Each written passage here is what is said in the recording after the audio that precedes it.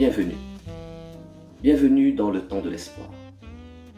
Le titre qui nous concerne aujourd'hui est « Vous êtes important, utile et unique ». Savez-vous que vous êtes important, utile et unique? Le verset qui nous concerne, nous le trouvons dans Genèse 6, versets 7 à 8. Le verset va donc s'afficher et nous allons lire ensemble. Alors le verset dit la chose suivante.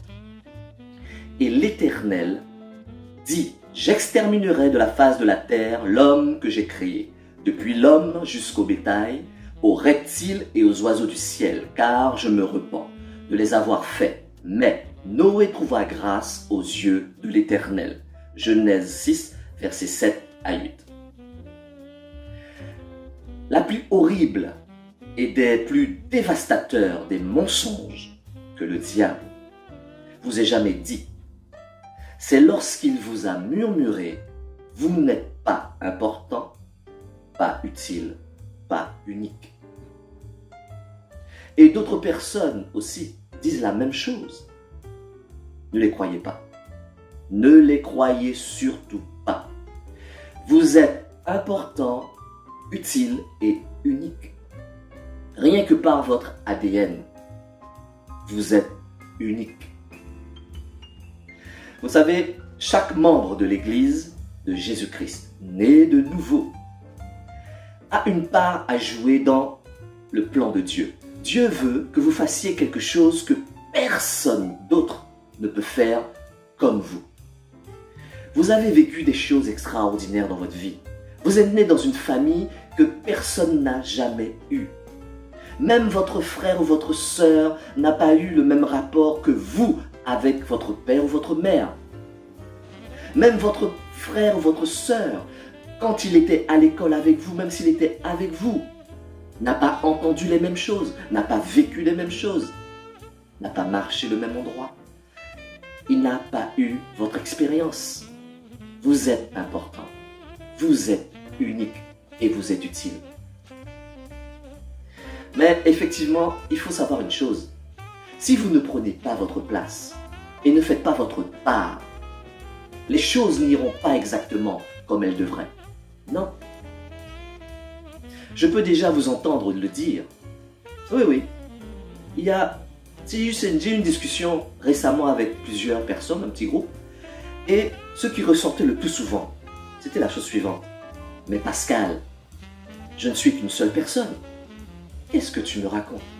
Comment est-il possible que cela soit si important pour Dieu? Nous allons regarder ça ensemble. Regardez en Genèse. Genèse chapitre 6 et vous trouverez la réponse à votre question et surtout à la question qui m'a été posée. Là, vous verrez que dans le temps de Noé, les hommes sur la terre étaient devenus tellement mauvais que Dieu a regretté d'avoir créé l'homme. Il était prêt à effacer toute la population de la surface de la terre et à recommencer. Mais il ne le fit pas. Pourquoi? À cause d'un homme. Noé, un seul homme, obéissant, a sauvé la race humaine. Pensez à cela. Que se serait-il passé si Noé ne l'avait pas fait? Que se serait-il passé si Noé avait dit « Il y a trop de pression sur moi. Je ne peux pas vivre dans la justice de Dieu au milieu de cette génération. Méchante, mauvaise. Tout le monde autour de moi vit d'une manière totalement différente de moi. Tous les gens autour de moi n'imaginent que le mal. Dans leur cœur, ils font le mal et ils le montrent chaque jour. Et puis, de toute façon, je ne peux pas faire la différence à moi tout seul. Dans le monde, dans ce monde mauvais, où c'est les grands qui décident, où il n'y a plus même d'amour, où on tue quelqu'un à cause peut-être de sa différence. Et puis, ma famille et moi, nous sommes seuls contre toute cette multitude. Alors je vous dis une chose, gloire à Dieu. Gloire à Dieu car Noé n'a pas pensé ainsi. Noé n'a pas réagi de cette manière. Il ne s'est pas vu lui-même comme un homme insignifiant dont la vie n'avait pas d'importance. Même si les autres le croient, même si les autres le pensent. Mais Noé, il ne s'est pas vu comme ça. Non, pas du tout. En réalité, il s'est vu comme un homme important, un homme unique, un homme utile, malgré que les autres lui disaient le contraire. Un homme utile à qui Dieu avait parlé par la foi et il a obéi à Dieu. C'est ce que nous dit l'Épître aux Hébreux, versets 11 à 7. Nous allons le lire ensemble. Hébreux 11, verset 7. Lisons ensemble. Le verset va donc s'afficher et nous allons lire. Elle dit la chose suivante. C'est par la foi que Noé, divinement averti des choses qu'on ne voyait pas encore, et saisi d'une crainte respectueuse, construisit une arche, et pour sauver qui? Sa famille.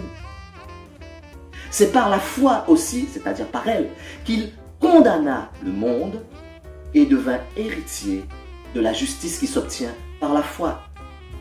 Nous sommes tous les enfants de Noé. Tous. Que vous soyez d'accord ou pas, après le déluge, nous sommes tous les enfants de Noé. Alors, à cause de cela, il finit étant, on parle de Noé, étant le seul homme avec qui Dieu a pu faire quelque chose. C'était le seul recours entre l'humanité et la destruction totale. C'était Noé. Alors j'ai une chose importante à vous dire. Et soyez très attentifs à ça. Arrêtez de croire que vous n'êtes pas important, utile et unique. La prochaine fois que vous êtes tenté de croire que vous n'êtes pas important, utile et unique devant les instructions de Dieu et d'être désobéissant, la prochaine fois que vous vous surprenez à penser ce que je fais n'a pas d'importance, ce que je dis n'a pas d'importance, ce que je pense n'a pas d'importance, souvenez-vous de Noé. Si Noé avait fait comme vous, si Noé avait pensé comme vous et moi, nous n'aurons pas été là. Considérez ceci. Que vous le compreniez ou non, Dieu compte sur vous pour accomplir une partie de son plan pour la terre. Vous êtes important, utile, unique. À partir de maintenant, vivez comme quelqu'un d'important, d'utile et d'unique. Sur cette terre, car vous l'êtes, avec la grâce de Dieu. Et tôt ou tard, vous allez réaliser que vous l'êtes vraiment. Que vous soyez fortifiés et bénis. Et je vous dis à très bientôt pour un autre temps de l'espoir. Merci. Mm-hmm.